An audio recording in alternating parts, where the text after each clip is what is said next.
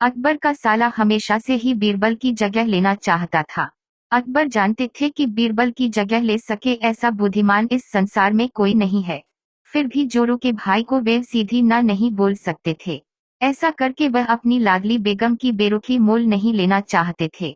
इसीलिए उन्होंने अपने साले साहब को एक कोयले से भरी बोरी दे दी और कहा कि जाओ और इसे हमारे राज्य के सबसे मकार और लालची सेठ दमरीलाल को बेचकर दिखाओ। अगर तुम यह काम कर गए तो तुम्हें बीरबल की जगह वजीर बना दूंगा। अकबर की इस अजीब शर्त को सुनकर साला अचंभे में पड़ गया। वह कोयले की बोरी लेकर चला तो गया, पर उसे पता था कि वह सेठ किसी की बातों में नहीं आने वाला, ऊपर से वे उल्टा उसे ही चूना लगा देगा। हुआ भी यही, सेठ दमरीलाल ने कोयले की बोरी के बदले एक ढेला भी देने से इनकार कर दिया। साला अपना सा मुंह लेकर महल वापस लौट आया और अपनी हार स्वीकार कर ली। अब अकबर ने वही काम बीरबल को करने को कहा। बीरबल कुछ सोचे और फिर बोले कि सेठ दमरीलाल जैसे मकार और लालची सेठ को यह कोयले की बोरी क्या, मैं सिर्फ कोयले का एक टुकड़ा ही 10,000 रुपए में बेच आऊंगा। यह बोलकर वे तुरंत वहां से रवाना हो गए। सबसे पहले उसने एक दर्जी के पास जाकर एक मखमली कुर्ता सिलवाया, हीरे मोती वाली मालाएं गले में डाली, महंगी जूती पहनी और कोयले को बारीक सुरमे जैसा पिसवा लिया। फिर उसने पिसे कोयले को एक सुरमे की छोटी चमकदार डिब्बी में भर लिया। इसके बाद बीरबल ने अपना भेष बदल लिया और एक मेहमान घर में रुककर इश्तिहार दे दिया कि बगदाद से बड़े शेख आए हैं, जो करिश्माई सुरमा बेचते हैं, जिसे आंखों में लगाने से मरे हुए पूर्वज दिख जाते हैं, और यदि उन्होंने कहीं कोई धन गारा है तो उसका पता बताते हैं। यह बात शहर में आग की तरह फैली। सेठ दमरीलाल को भी ये बात पता चली।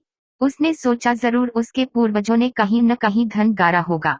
उसने तुरंत शेख बने बीरबल से संपर्क किया और सुरमे की डिब्बी खरीदने की पेशकश की। शेख ने डिब्बी के 20,000 रुपए मांगे और मोल भाव करते करते 10,000 में बात तय हुई।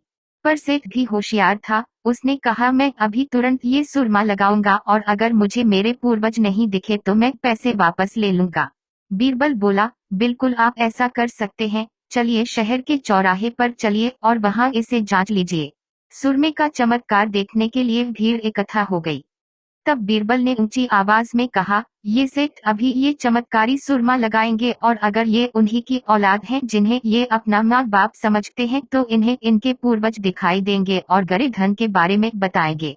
लेकिन अगर आपके माँ बाप में से किसी ने भी बेईमानी की होगी और आप उनकी असल औलाद नहीं होंगे तो आपको कुछ भी नहीं दिखेगा। और ऐसा कहते ही बीरबल ने सेठ की आंखों में सुरमा लगा दिया। फिर क्या था, सिर खुजाते हुए सेठ ने आंखें खोली। अब दिखना तो कुछ था नहीं, पर सेठ करे भी तो क्या करे। अपनी इज्जत बचाने के लिए सेठ ने 10,000 बीरबल के हाथ थमा दिए और मुंह फुलाते हुए आगे बढ़ गए। बीरबल फौरन अकबर के पास पहुंचे और रुपए थमाते हुए सारी कहानी सुना दी।